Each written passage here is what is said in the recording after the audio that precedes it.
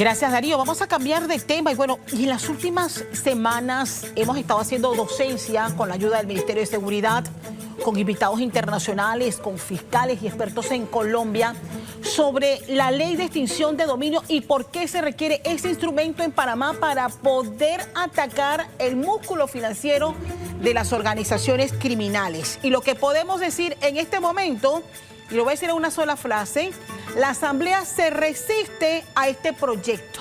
Y hemos escuchado esta semana a diputados nuevamente decir que es un instrumento que se va a convertir en persecución política, que hay que hacerle modificaciones. Hay otras opiniones que alertan que es inconstitucional. Pero para entender claramente qué están pidiendo algunos diputados que están revisando este proyecto, nos acompaña Jonathan Rix. Él es secretario general del Ministerio de Seguridad, quien ha estado a cargo también de divulgar este proyecto propuesto por el Ministerio de Seguridad. ¿Qué ha pasado en la Asamblea? ¿Por qué se ha estancado? Y si podemos establecer, licenciado Rix, ¿cuáles son los puntos específicos que están demandando sus cambios por parte de la Asamblea? Sí, buenos días, estimada periodista. Muchas gracias por la oportunidad que nos brinda. Como bien usted ha señalado, nosotros en este momento nos encontramos buscando un consenso.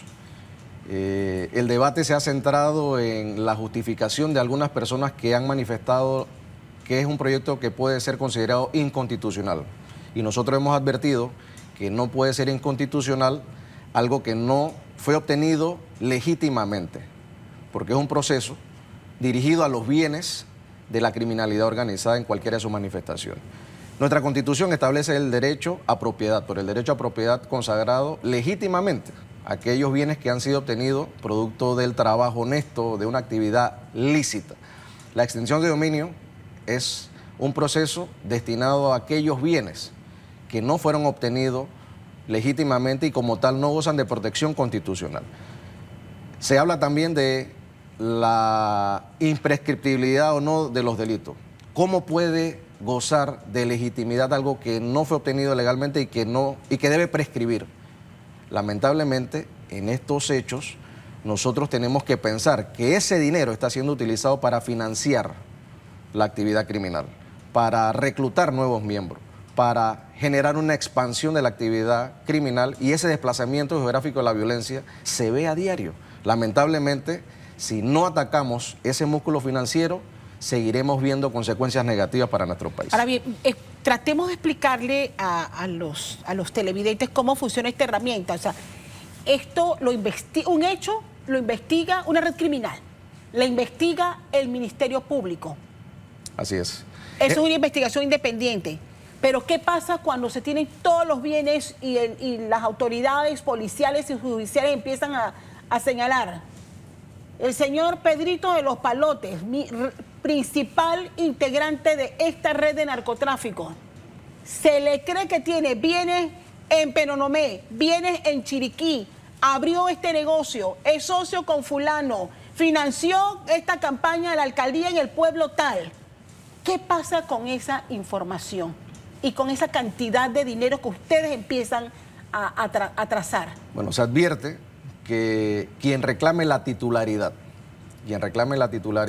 tendrá que hacer uso de la carga de la prueba, de demostrar legalmente que esos bienes gozan de legitimidad, que fueron obtenidos a través del trabajo honesto. Claro. Aquellos que no puedan demostrar enfrentarán un proceso de extinción de dominio, porque es evidente que existe un enriquecimiento injustificado y que está generando violencia en cualquiera de sus manifestaciones. Entonces, este es un proceso destinado a los bienes de origen o destinación ilícita, que quien reclame la titularidad va a hacer la defensa de estos bienes. Claro. Es un proceso autónomo, porque es independiente al resultado de un proceso penal. Es importante darle a conocer a la sociedad panameña que esto es en función a que pudiera ser que la persona no sea encontrada responsable de un hecho, por las razones que sea.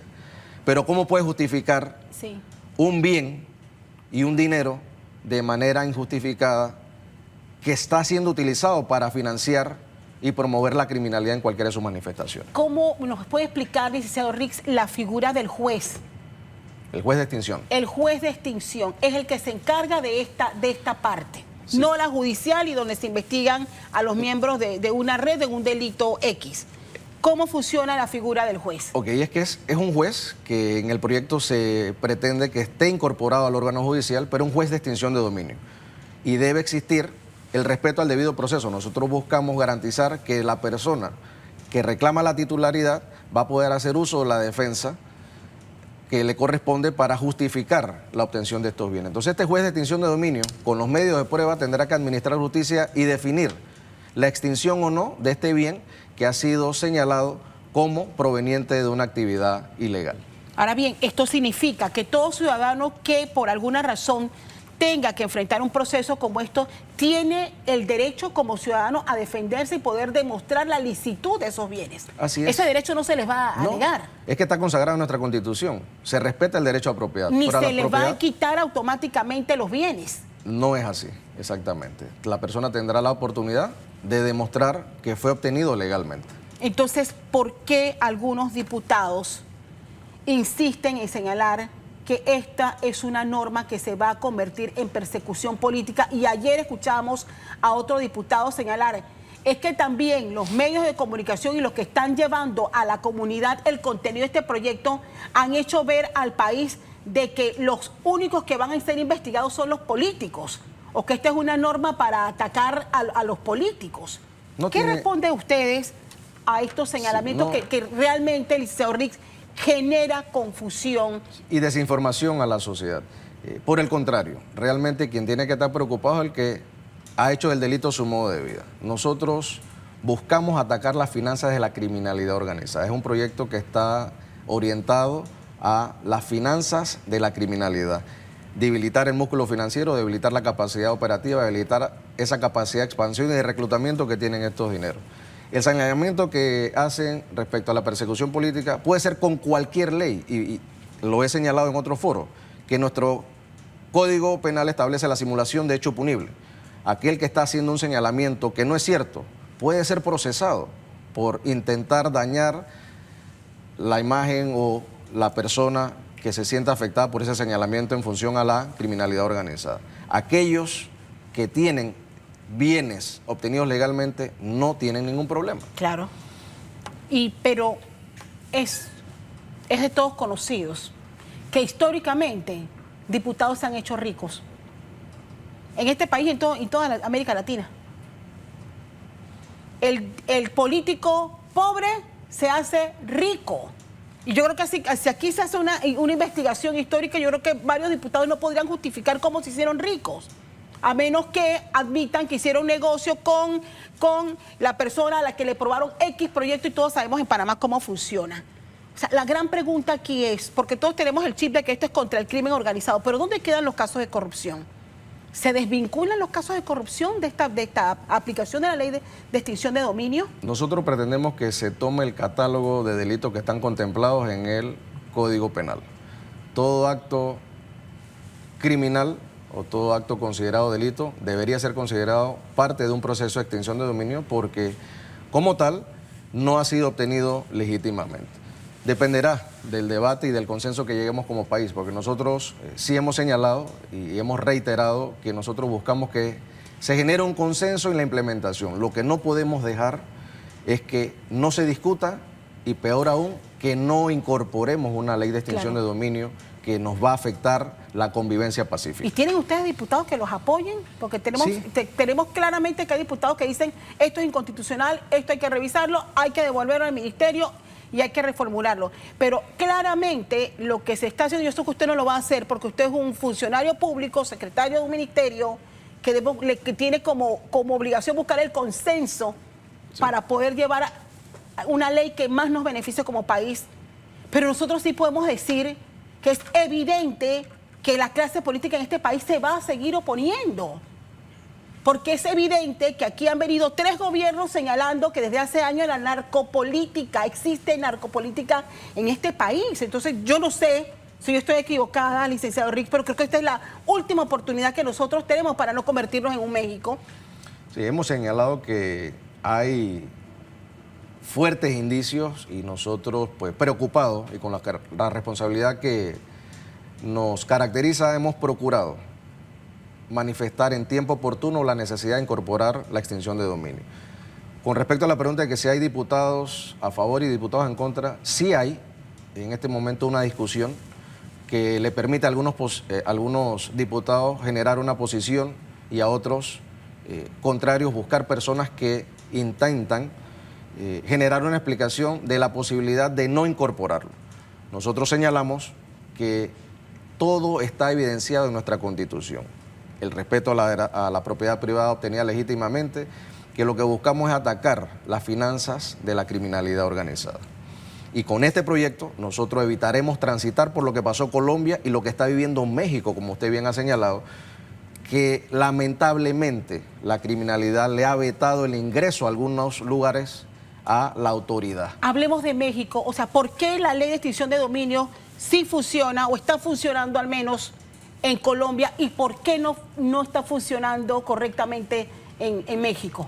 Bueno, hay situaciones propias de cada país. Los países son soberanos de tomar decisiones en función a las legislaciones que intentan incorporar a su marco jurídico. Existe una debilidad en algunos países en función a las actuaciones que les permite sobre determinados delitos, sobre la investigación como tal, y seguramente este país enfrenta esa debilidad, que es lo que vemos a diario, en donde están muriendo personas vinculadas o no a la política y mueren inocentes, que es lo más triste. Sí. ¿Por qué esperar transitar por eso? Señor Rix, hay que decirlo como pasó en Colombia, en México. En México los políticos se metieron y modificaron la ley. Y esa ley hoy es, por decirlo así, con respeto de las autoridades mexicanas, es una ley parapeto que al final no atacó el fondo del problema en México, donde el narcotráfico se enquistó en la política. Entonces, no hay temor de que ocurra lo mismo. Los políticos dieron al traste con una ley que hubiese beneficiado mejor a México y lo hicieron a su conveniencia y están las consecuencias allí, o me equivoco, sí, licenciado Rix. Sí, lamentablemente el negarse a hacer las cosas de forma correcta lleva a transitar al país por momentos críticos en materia de seguridad.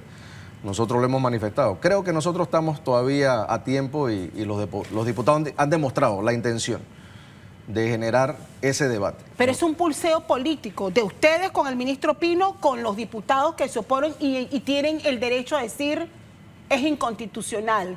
¿Qué ha dicho el Colegio de Abogados, principal institución que siempre se sale a pronunciar cuando hay cambios en nuestras normas penales, leyes como esta?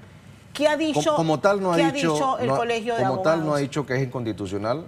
Hay posiciones de algunos miembros y de abogados que son contrarios a la incorporación del marco jurídico. Y se ha generado ese debate en la actualidad en la Asamblea, en el marco de la subcomisión que se ha creado nuevamente para la discusión del proyecto. Sin embargo, una posición contraria formal no ha existido. El presidente del Colegio de Abogados ha dicho, sí, necesitamos una ley de extinción de dominio, porque es evidente que atacar las finanzas de la criminalidad nos va a permitir minimizar su capacidad operativa y esa capacidad financiera que tienen de generar criminalidad y violencia en cualquiera de sus manifestaciones. Quiero agradecerle al licenciado Rix por venir a compartir con nosotros la posición del Ministerio de Seguridad. ¿Qué prosigue ahora? ¿Ustedes reciben el documento? ¿Lo van a modificar? Bueno, ¿qué debe pasar? En estos momentos se está obteniendo la información de diversos abogados y personas que quieran contribuir a fortalecer, porque lo que sí hemos procurado es que no se nos niegue la posibilidad de discutir, claro, y de incorporar. Contrario a lo que muchos dicen que es inconstitucional, contrario a lo que dicen muchos que va a ser de persecución política, nosotros no buscamos perseguir a nadie políticamente. Preocupado debe estar el que vive del delito, los que han hecho del delito su modo de vida. En este momento se ha generado un debate, se está permitiendo a todo aquel que tenga una opinión, que tenga alguna recomendación, de mejorar el documento, fortalecerlo y lograr la incorporación en tiempo oportuno de esta legislación. Jonathan Rix, él es el secretario general del Ministerio de Seguridad, esta mañana con nosotros, hablando hoy de la ley de extinción de dominio y las modificaciones que está sugiriendo la Asamblea Nacional.